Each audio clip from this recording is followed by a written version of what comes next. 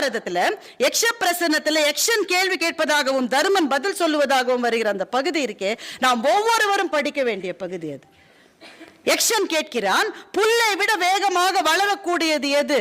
தருமன் சொல்லுகிறான், கவலை. காற்றை விட வேகமானது எது? தருமன் சொல்லுகிறான், மனம். காற்றை விட வேகமா போகும் மனம். வீட்டிலே இருக்கிறவனுக்கு துணை யார்? அவனுடைய மனைவி. வெளியிலே போகிறவனுக்கு துணை யார்? அவன் கற்ற கல்வி. இந்த கேள்வி பதில் போயிட்டே இருக்கு. கடைசியில் யக்ஷன் கேட்கிறான், மகிழ்ச்சியானவன் யார்? தருமன் பதில் சொல்லுகிறான், சத்தியமா இது மகாபாரதத்தில் இருக்குங்க, இது நான் சொன்னது அல்ல. 3 சொல்லுகின்றான்.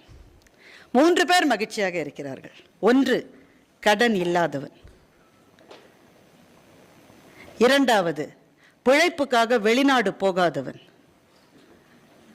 3வது, ஒருவேளை சாப்பாடாவது தன்னுடைய வீட்டில் சோறும் கீரையும் தின்கிறவன்.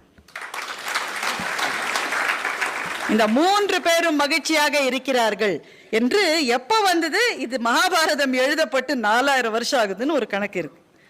4000 வருஷங்களாக இந்த தேசத்திலே இருக்கிற சிந்தனை என்ன தெரியுமா? கடன் இல்லாதவன் மகிழ்ச்சியாக இருக்கிறான். தன்னுடைய ஊரை விட்டு வெளி ஊருக்கு போகிற அந்த தொல்லை இல்லாதவன் மகிழ்ச்சியாக இருக்கிறான். நம்ம என்ன நினைக்கிறோம், ஃபாரின்ல இருக்கிறவெல்லாம் என்னமோ இருக்கும். எவனும் எப்படி இல்லை, நம்மள மாதிரியே தான் இருக்கான் அவனு. இருக்கும் இடத்தை விட்டு இல்லாத இடம் தேடி எங்கெங்கோ அலைகிறாய் ஞான தங்கமேன்னு கண்ணதாசன் எழுதலையா?